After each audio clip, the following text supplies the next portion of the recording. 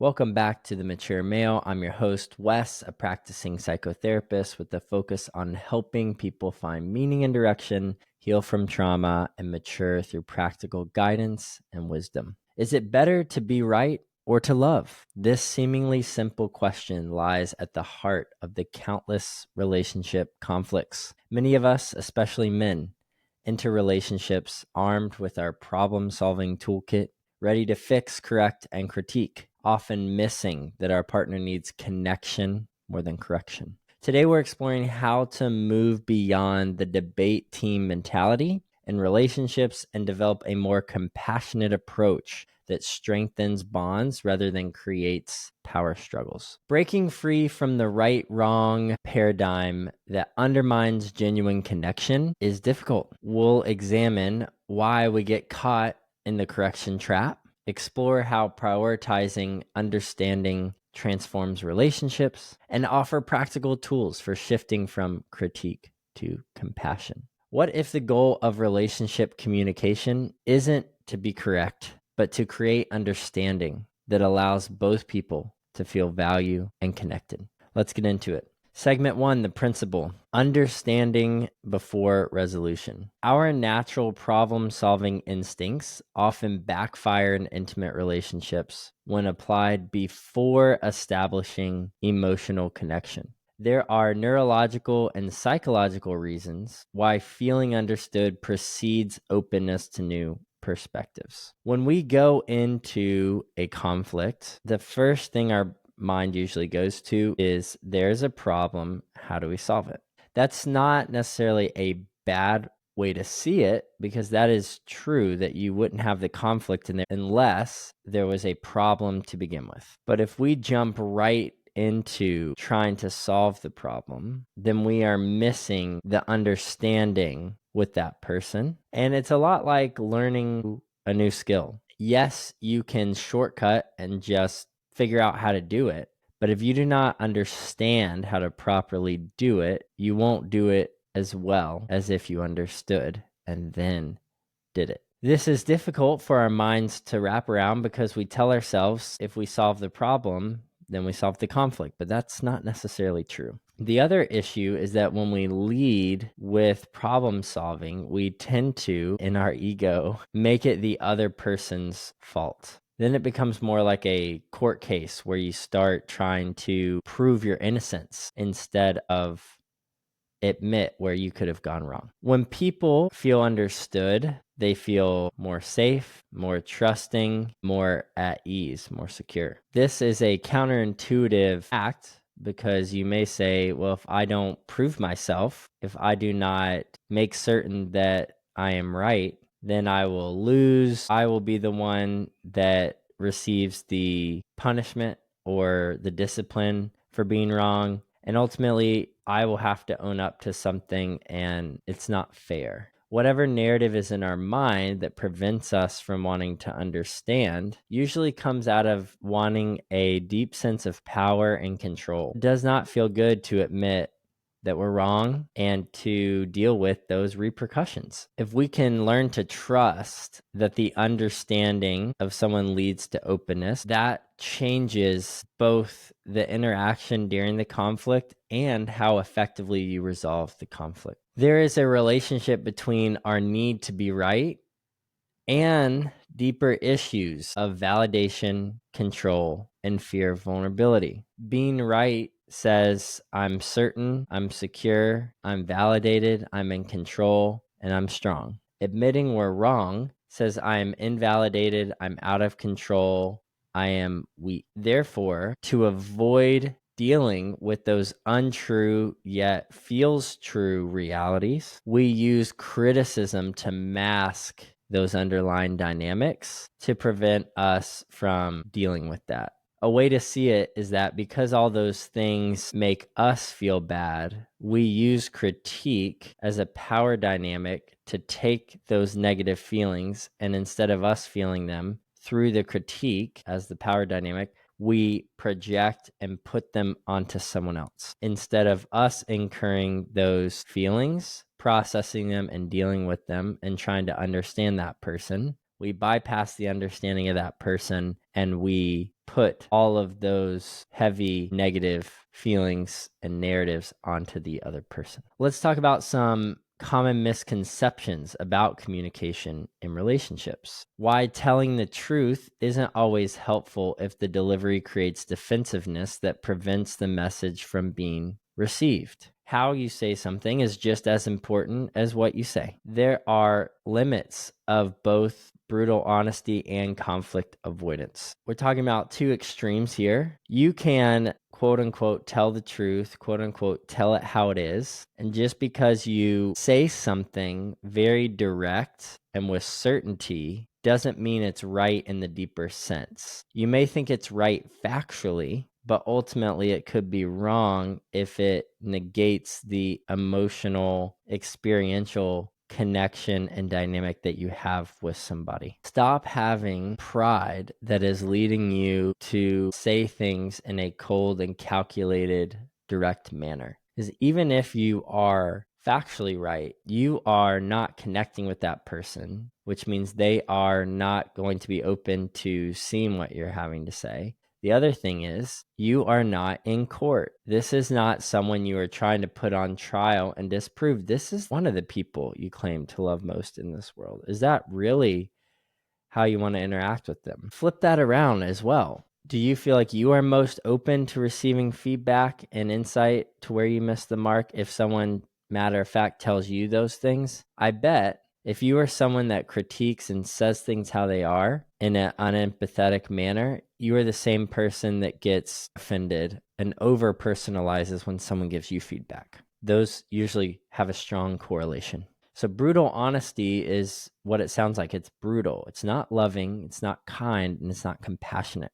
Don't do that. On the flip side, do not be afraid to share the truth of the matter by avoiding the conflict. And this looks like being passive, telling half-truths, fluffing the statements or padding them with justifications before and after instead of addressing the issue at hand. What we're getting into here are personality differences. There are some people who are less agreeable and more assertive and direct, and those people tend to be really good at explaining why things are the way that they are in a clear manner, but they struggle with tapping into the emotional side of things. They would make good lawyers and doctors. The other type of personality that is more conflict avoidant tends to be more empathetic, more in tune with their emotions, someone that is good at seeing the gray. And these people are gifted in working in the caring professions, like being a nurse, a therapist, those kind of things. So those personality differences, along with the condition of how you were raised, comes out in these moments of conflict. And most relationships, unfortunately, have these extreme expressions as the norm in the relationship. I often find working with couples that one person is more brutally honest and one person is more conflict avoidant. Effective relationships aren't primarily about correct information, logical arguments, who's right, nor on the flip side are they about entitled emotions, experience an abstract understanding, and feeling right. It's a middle ground about building secure attachment through responsive understanding. It's the best of both worlds. It is taking the core truths of someone who tries to say things matter of fact and maintaining the essence of that truth as a point of reference, because if you cannot agree on what the truth is, then you cannot move forward. On the other side, the way that you arrive to that truth, the way that you both understand it and then express it after the understanding, comes through the empathy and patience and nuance of talking it out to see where you missed the mark. Because if someone is struggling to understand something or they are wrong in a situation, it is because they have an irrational belief. If it was rational and it made sense to them, they wouldn't struggle with it. They wouldn't be wrong. They wouldn't act out of that wrongness. We cannot expect people to always understand 100% of the time immediately everything because we don't ourselves, but yet we often project that pressure onto others. At the same time, we have to always fight for truth and justice and make sure that we are continuing to progress towards holding ourselves accountable to live by the truth. Problem solving bypasses this key stage of understanding. I call it data points that we miss when we jump right to resolving something or proving someone wrong. We miss understanding them. If we took the time to understand why they were wrong and why we were wrong, it helps both you as the individual who has made the wrong better understand where you went wrong, why, and you have a lesser chance of repeating that.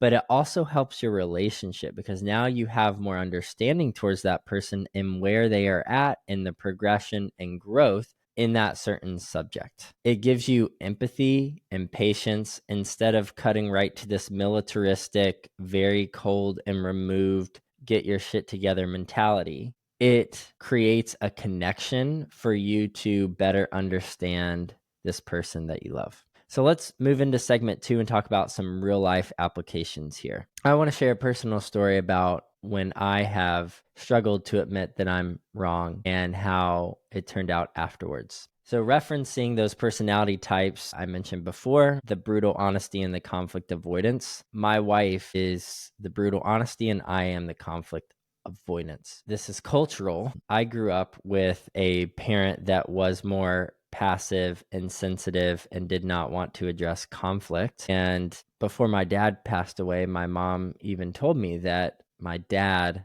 also did not like conflict, that she was even more assertive than he was. And that's who I grew up with, her being the one that was more passive. So you can imagine all of that is imprinted within me, both genetically and conditioned. So I often struggle to say directly how I feel, directly address the issue at hand. And when I receive feedback or being told that I am wrong, I get defensive and immediately try to prove that that's not right or deny it. And I over personalize it. My wife grew up in a culture that said it how it is, and you just took it on the chin, and it was crazy for 30 minutes, and then everything settled down and you acted like everything was normal. You got over it quick and no one talked about it again. This culture bred a sense of matter of fact, prove your point, say it how it is,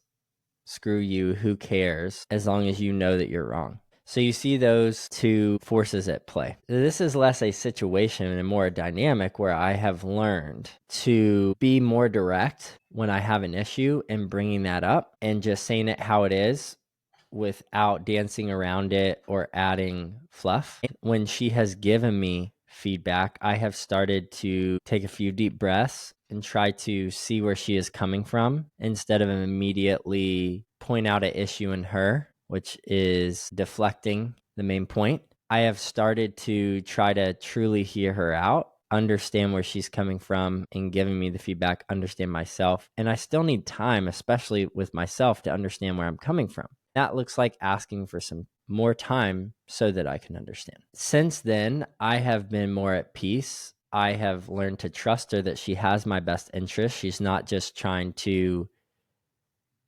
make me feel bad or make me feel belittled. And we have gotten closer because I have realized if this person cares enough to bring up something that's wrong and I can truly receive it, this is an opportunity for me to correct the wrong in a way where I don't repeat it as much. And therefore, I have less negative repercussions by implementing the wisdom and insight that she's giving me. It never feels good in the moment, but when we learn to take feedback, the worse we feel is in the moment. Then we progressively feel better. If we defend ourselves and try to point the finger at the other person and deny, then the best we feel will be in that moment. We only feel worse after that. So our ability to not seek to be brutally honest and just tell me how it is, for my wife to have compassion and patience and empathy as she's delivering the feedback, for me to be more assertive and direct and not take things as personal, has made our relationship better. And we've each tried to move from, when we're in conflict, the immediate impulse to say, how can I prove that I'm right? to how can I understand this person and myself in this situation. And we're far from living out of that reality in most conflicts, but I notice the difference both in the intensity of the conflict, how effective the argument goes or our communication goes in the conflict, and then how quickly we resolve it after.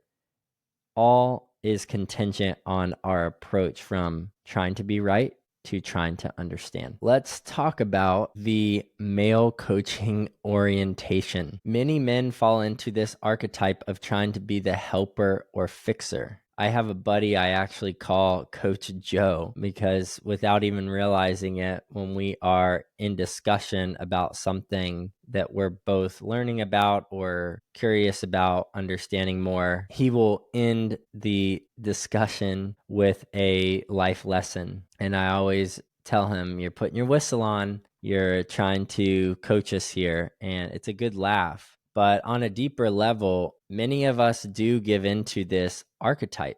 We are socialized to demonstrate our value through solving problems and offering corrections. There's a lot of research on gender differences in communication styles and relationship approaches, but in short, men tend to feel most validated when they feel most helpful, and they feel most in control when they can solve something. It is very black and white thinking. It's very direct. A plus B should equal C. And when situations either can't be solved, can't be coached, and can't be corrected, we feel helpless. We feel vulnerable. We feel insecure. And ultimately, it pokes at our questioning of our value as a man. Well, what do I have to offer if I can't do this? There tends to be this subconscious chip on our shoulder that we put in order to prove our worth in ourselves that women don't struggle with to the same degree. We also use critique as disconnection. There is this paradoxical effect of how a well-intentioned correction on emotional intimacy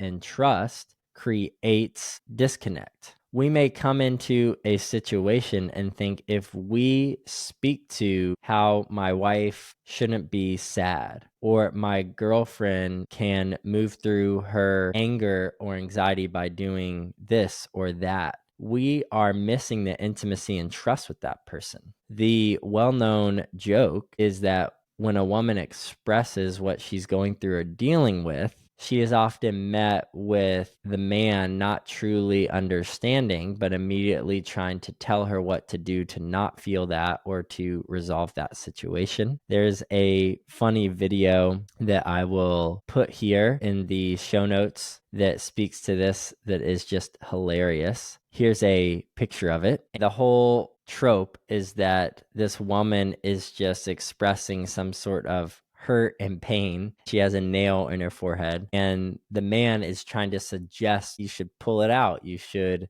do this or that, and she continues to deny him, no, that's not what I need, right? And it's obviously hyper dramatized, but the point is that when someone is experiencing a pain, letdown, or a failure, when we try to correct either them or that situation, there's this feeling of hurt in them of not being understood, because it feels more like a transactional exchange instead of seeing the value of not immediately jumping to resolve, but staying in this place of empathy and compassion. That word compassion in the Greek means to co-suffer with, to be in someone else's pain. That's where the trust is built. And again, it's counterintuitive because we feel like, oh, if we stay in the wrongness, in the negative feelings, then it's creating more issues, more disconnect. But in fact, that is the very gateway to connection and intimacy with somebody. Let's talk about some common communication challenges. The first is a debate versus a dialogue.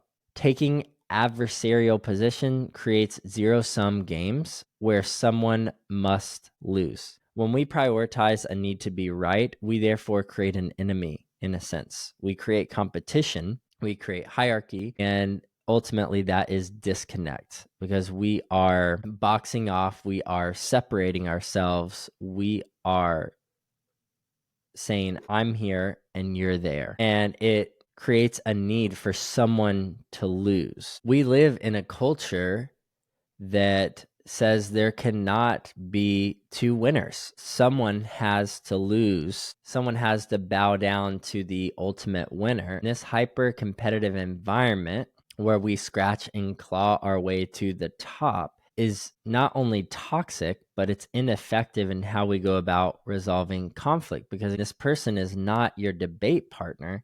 They are the person that you love. Is that really how you want to treat someone you love? As a problem to solve or a debate to win? When we treat disagreements as opportunities to prove superiority rather than understanding the differences, there is a cost to that. We are manipulating and violating the intimacy we have with that person by trying to express that relationship in a non-loving manner. We need to save the proving right and debating areas that do not have to do with our relationship. It's like those construction signs that say road closed. Put that up in your relationship visually. Tell yourself, well, here's the rules. No debating allowed. No trying to prove my point.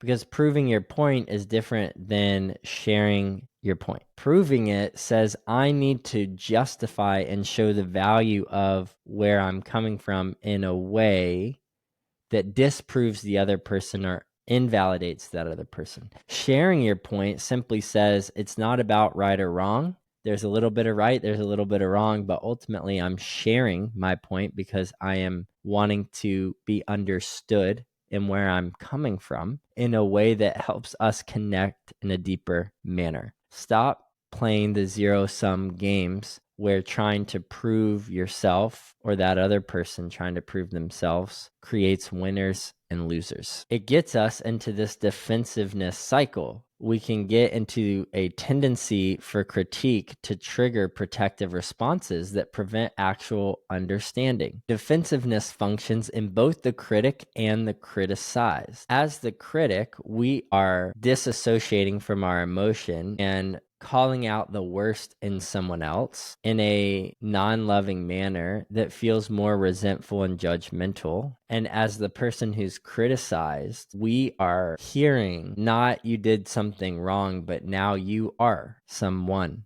wrong. It is cutting. It is painful. It is sharp to hear criticism. From personal experience, I can say that as someone who has criticized often in conflict, I realize how often my self-talk is critical. Because I put unnecessary projected pressure on myself to live at a certain standard, I will beat myself up and be hard on myself when I don't meet that. And I take that unresolved love and care I have for myself and I project it onto my wife. I talk to her the same I talk to me. So ask yourself, if I am critical to others, where and how am I critical to myself? Try to check in with yourself on what spirit or source you are speaking out of in the conflict. If what immediately comes to mind is a judgment, usually with a you statement, if it leads with a you, if it's a correction, if it is a defense, then don't say it.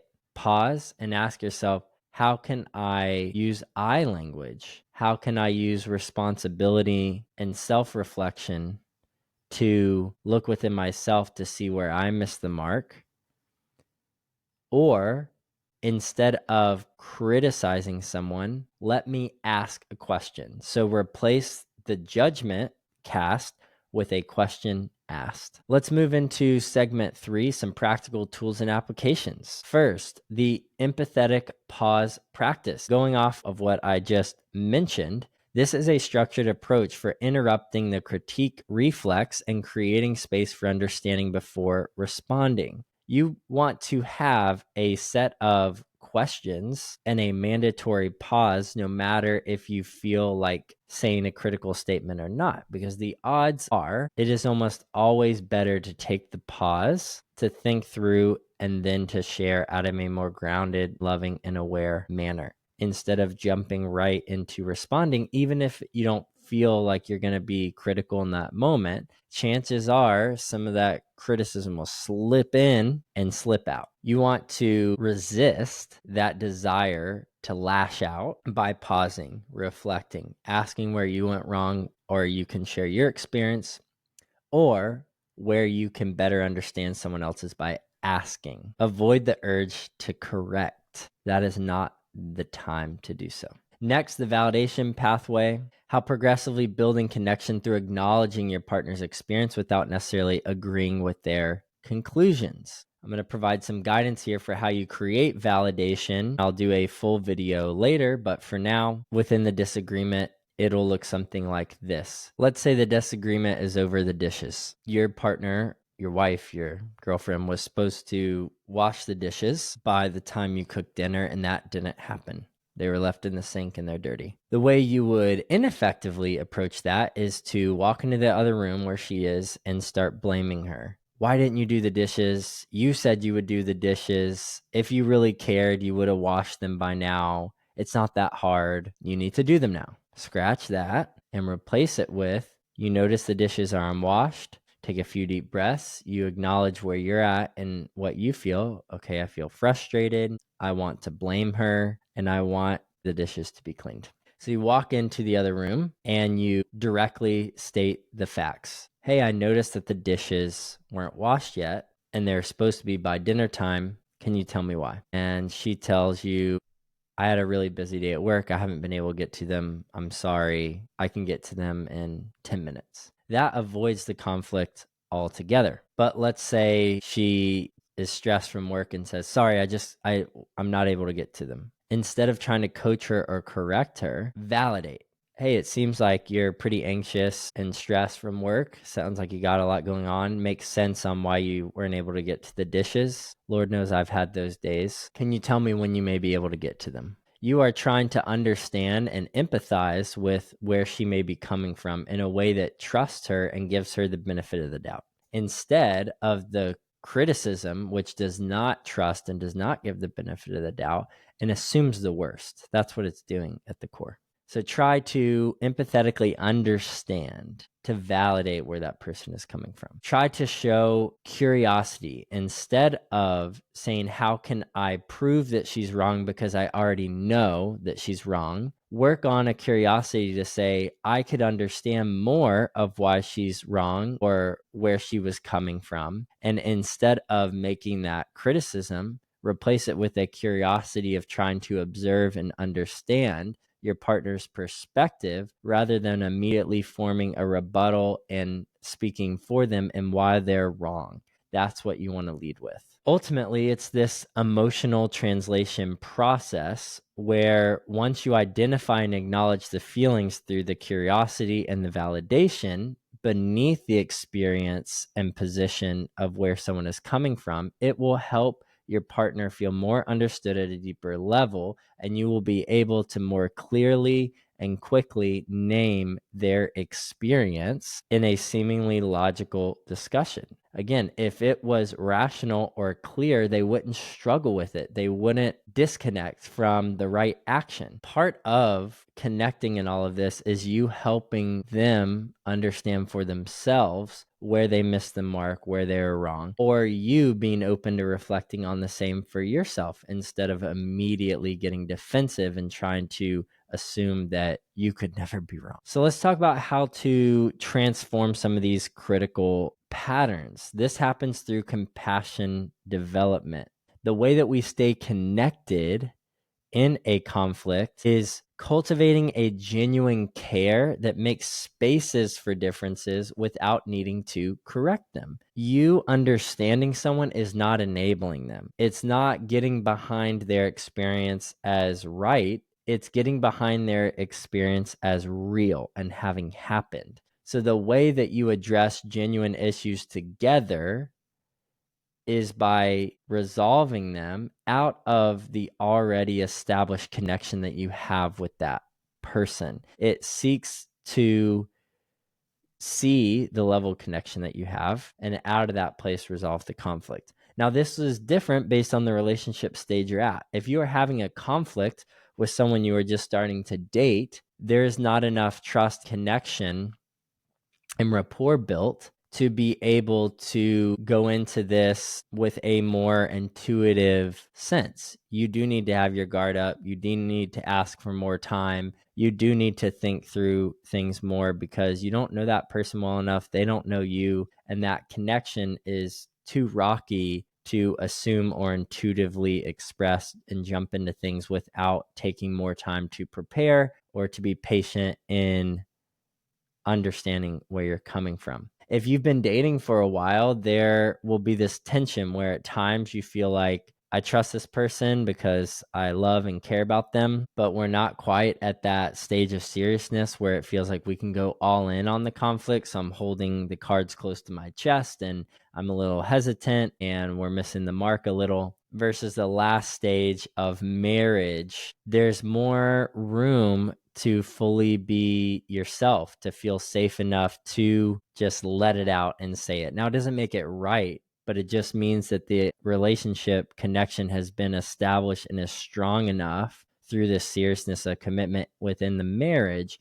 to be able to let your hair down, in a sense, to be able to be where you're at and to let loose more. It still doesn't mean you enable or you stay in that more emotional disruptive cycle. You still want to move towards effective resolve of the conflict, but it just means the ROI is higher because you know this person's going to be with you hopefully the rest of your life. And that's a key shift in how you see the conflict. When you are just dating, you don't know someone, you're unsure if you're going to be with them long term. So in a sense, yeah, it doesn't make sense to really bring up the issue, fight this battle, or to try to understand this person. And in a sense, someone is always worth understanding in a moment, but it doesn't mean long-term that they are in a relationship. When you move towards the responsibility and maturity of marriage, it allows a security and a value in knowing that every time you show up to the conflict and you resolve it, it invests in the relationship in a way that gives back because you are still going to see that same person you now better understand, that you have worked through conflict with, and you now have a deeper connection. So it only gets better as time goes on, but it does depend on the relationship stage you're in. So take that into consideration. So the conclusions and takeaways, just remember in relationships, being right is often a booby prize. The real win comes from creating a connection where both people feel understood, respected, and valued, even in disagreement. So I want to challenge you all this week, when you feel the urge to correct your partner, to critique your partner, and to prove them wrong, practice the empathetic pause we discussed. Take a beat and ask yourself, am I trying to win, to prove, and to be right? Or am I trying to understand, connect, and deepen my relationship? Notice how this shift affects your relationships when you're showing up to conflict. Until next time, remember that your life partner isn't your debate opponent. The strongest relationships aren't built on being right, but on creating a foundation of compassion and connection where truth can be shared without fear. See you next time.